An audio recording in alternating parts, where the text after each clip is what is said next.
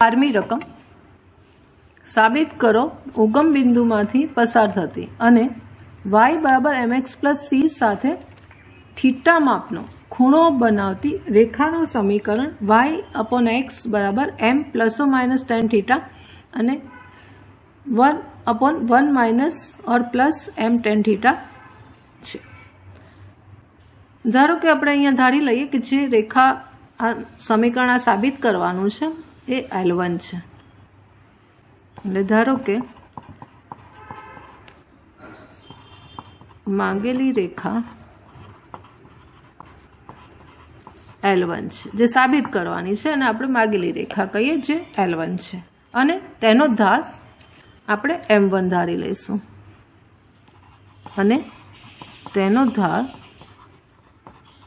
M1 છે તથા તે ઉગમ બિંદુ 0 0 માંથી પસાર થાય છે એવું આપેલું છે।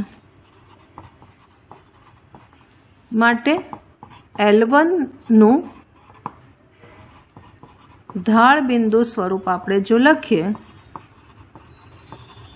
તો y માઇનસ y1 પહેલા ફોર્મ્યુલા લખીએ છીએ m x માઇનસ x1 એમાં બિંદુ છે ઉગમ બિંદુ એટલે અહીંયા 0 આવશે ઉગમ બિંદુ અને યામ અને x1 પણ 0 આવશે અને એમની સાથે આપણે m1 ધાર્યું છે એટલે લખીશું એટલે y is equal two m1 x થશે। હવે અહીંયા કીધું છે y અપોન x રીતે સાબિત કરવાનું છે એટલે આપણે અહીંયા પહેલા y અપોન x મૂકી દઈએ ઇઝ ઇક્વલ ટુ m1 અને એક નંબર આપ। હવે આપણે અહીંયા m1 શોધવાનું છે એ મૂકી દઈશું એટલે આપણે જે સાબિત કરવાનું છે તે મળશે। હવે એના માટે કીધું છે કે આ જે એક રેખા છે એ y બરાબર mx પ્લસ c સાથે થીટા માપનો ખૂણો બનાવે છે એટલે આપણે આને L2 ધારી લઈએ તો L2 નો ઢાળ m2 બરાબર m આપેલો છે આ રેખાનો ઢાળ m આપેલો છે એટલે કે ધારો કે L2 નું સમીકરણ y બરાબર mx પ્લસ c છે તેનો ઢાળ m2 બરાબર m થશે બરાબર। હવે એ બંને વચ્ચેનો ખૂણો આપેલો છે tan થીટા m2 બરાબર m મૂકીશું પહેલા ફોર્મ્યુલા લખીએ તો tan theta is equal two થશે m1 minus m2 upon 1 plus m1 m2 આપણે પહેલા ફોર્મ્યુલા લખીએ હવે tan theta is equal two m1 ની જગ્યાએ m1 છે m2 ની જગ્યાએ m લખીશું 1 પ્લસ m1 m। હવે અહીંયા આપણે માનાંકને કાઢીશું એટલે પ્લસ માઇનસ tan થીટા આવશે એટલે એક વાર plus tan theta is equal two આવશે m1 minus m upon 1 plus m1 m અને બીજી વાર આવશે minus tan theta is equal two m1 minus m upon 1 plus m1 m। હવે અહીંયા સાદરૂપ બંનેનું આપીએ તો આ ગુણીશું અહીંયા તો tan theta plus m1 m tan theta is equal two m1 minus m।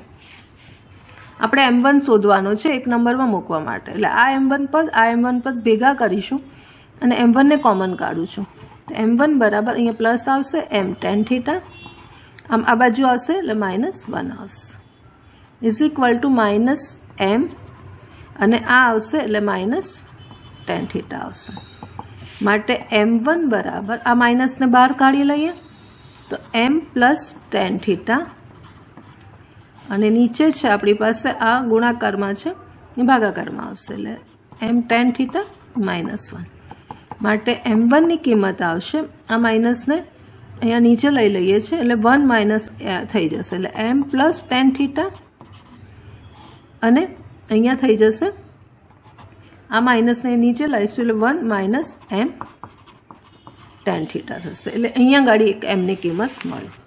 Same વસ્તુ અહીંયા કરીએ છીએ આપણે તો અહીંયા સાદરૂપ આપીએ તો minus tan theta minus m1 m tan theta is equal to m1 minus m। फरीवार m1 वाला पदों ने भेगा करीशुं अने कॉमन काढीशुं એટલે m1 कॉमन काढे आ माइनस छे એટલે m tan थीटा आ माइनस आ प्लस आ बाजू आવીને माइनस थशे એટલે અહીંયા થશે -1 અને અહીંયા જે माइनस છે એ અહીંયા લખ્યું છે is equal to -m plus आ माइनस tan थीटा बाजू આવશે એટલે प्लस tan थीटा થશે। हजी सादरूप आपीए तो m1 बराबर आवशे आ माइनस ने बहार काढी अने हूँ लखीश m minus tan theta upon आवशे आ बंने पदों माइनस छे एटले ए बहार काढी लईए माइनस अने 1 ने आगळ लखीश तो 1 प्लस m tan थीटा आ रीते थशे એટલે माइनस माइनस प्लस थई अने अहींया वधशे m माइनस tan थीटा अने नीचे वधशे 1 प्लस m tan थीटा। हवे बे m1 मळ्या आ अथवा आ। हवे बंनेने आपणे भेगा करीए अने एक नंबर में मूकीए। पहला भेगा करीने लखीशुं तो m1 बराबर थशे आ प्लस आ माइनस એટલે m plus minus tan theta अने नीचे आवशे 1 minus plus m tan theta एक में मूकता y अपॉन x बराबर जे अपनी पासे समीकरण है एक नंबर y अपॉन x बराबर m1 एने अहींया मूकी दईशुं m1 ની કિંમત आई छे मूकी दे तो m plus minus tan theta upon 1 minus plus m tan theta जे आपणे कीधुं छे के रेखानुं समीकरण आ छे एवुं साबित करो। स्वाध्याय 9 नी रकम नंबर 13 -1 અને 5 7 ने जोड़ती रेखा x वत्ता y बराबर 4 कया गुणोत्तर में विभाजन करशे। धरो के जोड़ती रेखा आपणे जोई लईए तो ए बी नाम आपीए। ए बिंदु नाम छे -1 1 અને बी बिंदु नाम छे 5 અને 7। आने जोड़ती रेखानुं एक बीजी रेखा छे जे x वत्ता y बराबर 4 कया गुणोत्तर में विभाजन करशे। એટલે આ વિભાજન બિંદુ ધારો કે P છે એ શોધવાનું છે। આના આમ x1 y1 લઈ લઈએ આના આમ x2 y2 લઈ લઈએ। આ વિભાજન બિંદુ છે જે x વત્તા y બરાબર 4 નું સમાધાન કરે છે। એટલે P ના આમ આપણે પહેલા લખીશું તો P બિંદુ વિભાજન બિંદુ છે તો વિભાજન બિંદુ जे P है एने आपणे लखीए धारो के विभाजन बिंदु P है माटे P ना आम लखीए तो अने गुणोत्तर लेमड़ा है। मतलब जे आ बिंदु थी जोड़ती रेखा ए लेमड़ा गुणोत्तर में P बिंदु थी x वत्ता y बराबर 4 नु विभाजन करे छे। तो P ना आम थशे लेमड़ा x2 એટલે લેમડા x2 એટલે 5 એટલે 5 લેમડા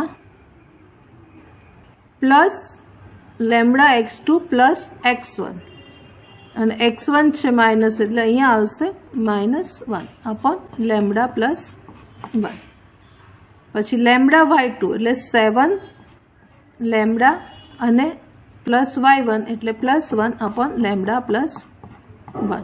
આપણે જે ફોર્મ્યુલા વાપરીએ છે lambda x2 plus x1 upon lambda plus 1 અને lambda y2 plus y1 upon lambda plus 1।